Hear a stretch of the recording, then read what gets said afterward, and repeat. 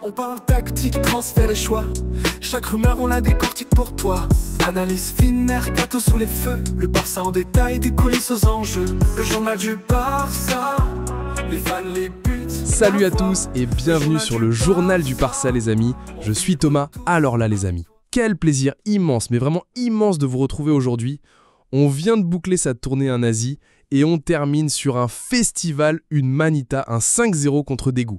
Alors oui, je vous vois venir dans les commentaires. Thomas, c'est que Daegu, c'est pas le Bayern Munich. Et vous avez raison, on va pas se mentir. L'opposition n'était pas celle de la Ligue des Champions. On est tous d'accord là-dessus. Mais, et c'est un grand mais, ce n'est pas ça l'important dans ce genre de match. L'important, c'est l'attitude, c'est la confiance qu'on engrange, c'est l'envie que les joueurs démontrent. Et sur ce point, il y a tellement, mais tellement de choses positives à dire. On a vu des joueurs qui avaient faim, des jeunes qui jouent sans complexe et qui toquent violemment à la porte du 11 de départ. On a vu des combinaisons, du jeu, du plaisir. Et surtout, les amis, on commence à voir très clairement les contours, l'esquisse du plan de Hansi Flick. On sent déjà sa patte, ce pressing haut, cette volonté de jouer vers l'avant. Et franchement, ça fait un bien fou, ça donne un sourire jusqu'aux oreilles. Alors installez-vous confortablement, on va décortiquer tout ça en profondeur. C'est parti. Comme à son habitude pendant cette pré-saison, Hansi Flick a opté pour un 11 de départ complètement différent entre la première et la deuxième mi-temps. En première mi-temps, nous avons vu une composition avec Joan Garcia dans les buts, une défense composée de Araújo et Gérard Martin en charnière centrale, avec Baldé et Koundé sur les côtés. Au milieu de terrain, Gavi était de nouveau titulaire aux côtés de Frenkie de Jong et Dro. L'attaque était menée par Lamine Yamal, Lewandowski et Rafinha. La première mi-temps a été très sérieuse de la part de l'équipe, avec une bonne intensité dès le début, contrairement au match précédent où le Barça avait semblé un peu plus nonchalant en première période. L'équipe était consciente de sa supériorité, mais a continué à attaquer avec danger. Le score aurait même pu être plus élevé, avec des occasions claires pour Rafinha et Dro. Parlons de quelques individualités qui ont brillé et qui ont confirmé leur potentiel. Gérard Martin. C'est important de noter que c'était le deuxième match de Gérard Martin dans cette position de défenseur central gauche. Cela pourrait être une option pour Flick étant donné les problèmes musculaires d'Inigo Martinez qui n'a joué aucun des matchs de la tournée. Gérard Martin d'ailleurs a offert une excellente passe décisive à Lewandowski en se projetant sur l'aile, une très bonne assistance. Le commentateur a souligné ses très bonnes minutes et estime qu'il continue de remplir son rôle et de très bien performer. Il est considéré comme ayant plus de capacité en tant que défenseur central qu'en tant que latéral. Gavi, pour moi c'est l'un des grands noms de cette tournée aux côtés de Dro. Il a démontré qu'il peut être un titulaire indiscutable. Il possède les qualités pour être le meneur de jeu du Barça et a montré cette capacité d'organisation même face à des rivaux inférieurs. De plus, il a ajouté une nouvelle dimension à son jeu, le tir de loin, marquant 2 buts de cette manière durant la tournée. Le troisième but qu'il a marqué est un chef-d'œuvre, un but magnifique où il a lobé le ballon par-dessus le gardien. Son attitude a toujours été exemplaire. Il pousse fortement pour une place de titulaire et sincèrement, si la Liga commençait demain, il serait dans l'11 de départ. Il a été le meilleur buteur de la pré-saison avec 4 buts. On s'attend à ce que cette année soit son année et qu'il laisse enfin sa blessure derrière lui, retrouvant pleine forme et confiance. Dro, sa première mi-temps a été un véritable spectacle. Il a montré une qualité technique impressionnante, une bonne association de jeu et une compréhension du jeu malgré sa jeunesse. Chaque fois qu'il recevait le ballon, il donnait l'impression d'un joueur très mature. On se demande comment il touche le ballon, comment il le contrôle, comment il s'oriente, comment il donne la passe. Malgré sa grande taille mais sa silhouette fine, il compense par sa compréhension du jeu. Il a manqué de concrétisation sur une occasion très claire, mais son positionnement et sa capacité à distribuer le jeu sont très prometteurs. Flick pourrait le garder avec l'équipe première pendant les premières semaines de la saison. Il est considéré comme un joueur très prometteur. Lamine Yamal, il a été un spectacle absolu.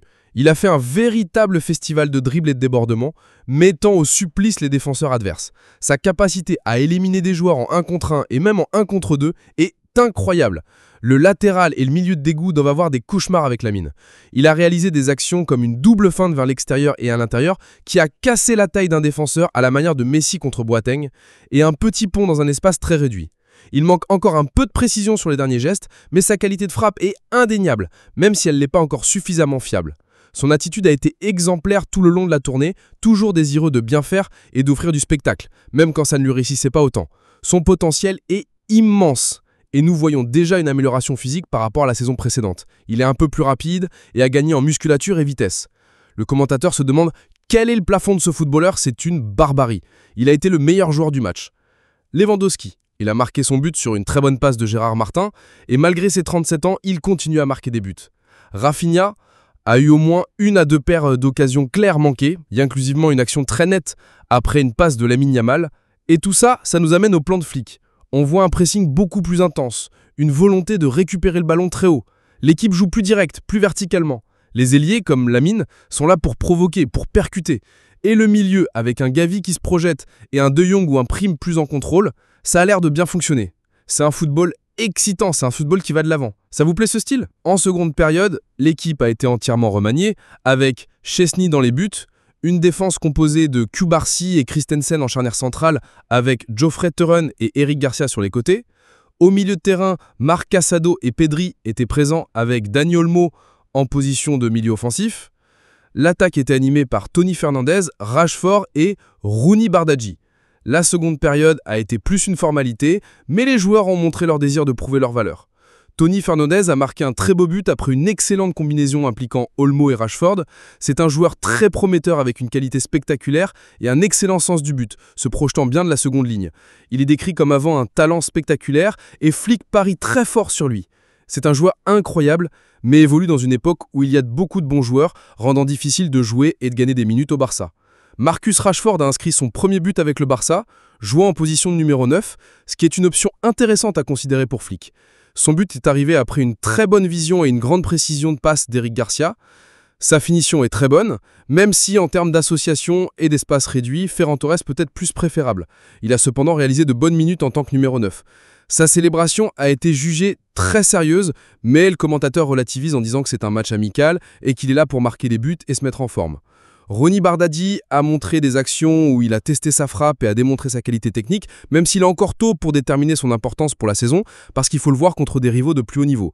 Il a eu quelques actions où il a testé son tir et a montré sa qualité technique. Eric Garcia a montré une belle volatilité et a offert une passe décisive pour le but de Rashford. Il est décrit comme un joueur super polyvalent et une ressource incroyable. Dani Olmo a été très impliqué dans la seconde période, participant à l'action du but de Tony Fernandez et réalisant un bon match. Les mauvaises nouvelles et les blessures, malheureusement, la mauvaise nouvelle de la pré-saison est la blessure de Cubarsí en seconde période. Il a dû quitter le terrain en raison de problèmes physiques qui semblaient être proches du genou mais pourraient être qu'un coup. On espère que ce n'est rien de grave parce que pourrait manquer le début de la Liga à Majorque. Si la blessure est un peu plus grave, il pourrait être absent au moins 2 semaines. On note que Inigo Martinez, qui n'a pas joué ce match, a aussi des gènes musculaires. Fermin n'a pas joué non plus pour cause de fatigue, et Ferran Torres, bien que mentionné, n'a pas joué le match, probablement gardé au repos par Flick. Ce sont des situations normales en début de pré-saison, lorsque les joueurs reprennent l'entraînement après des vacances. Bilan de la pré-saison et perspective. Dans l'ensemble, cette pré-saison a été très positive. L'équipe a montré un bon rythme, une bonne intensité et une concentration adéquate la plupart du temps, se prenant les matchs au sérieux malgré le niveau des adversaires. Le Barça a donné une sensation de supériorité bien plus grande que lors des 2 matchs précédents, même si une légère baisse d'intensité en début de match, avec quelques actions dangereuses concédées. Par contre, après le premier but de Gavi, le Barça a pris le contrôle total. Le Barça semble prêt et motivé pour la saison. Le commentateur estime que c'est le meilleur match des 3. Le bilan global des 3 matchs est de 15 buts marqués et 4 encaissés. Le prochain rendez-vous important, c'est le Trophée Grand-Père. Nous couvrirons pour vous. C'est un test de haut niveau contre Como et on espère que l'équipe montrera une attitude plus sérieuse que l'an dernier contre Monaco, où le Barça avait semblé paresseux et décontracté. L'attitude doit être plus sérieuse et il faut donner une bonne image et gagner notre propre trophée. Ensuite, ce sera le coup d'envoi de la Liga avec un premier match à Majorque, un match difficile. C'est tout pour cette analyse du match. N'hésitez pas à laisser vos impressions sur le match et sur cette pré-saison dans les commentaires. Quels joueurs vous ont le plus impressionné ? Si vous avez aimé cette vidéo, n'oubliez pas de mettre un pouce bleu, de vous abonner à la chaîne pour ne rien manquer de l'actualité du Barça, et on se retrouve très vite pour de nouvelles analyses. Visca le Barça!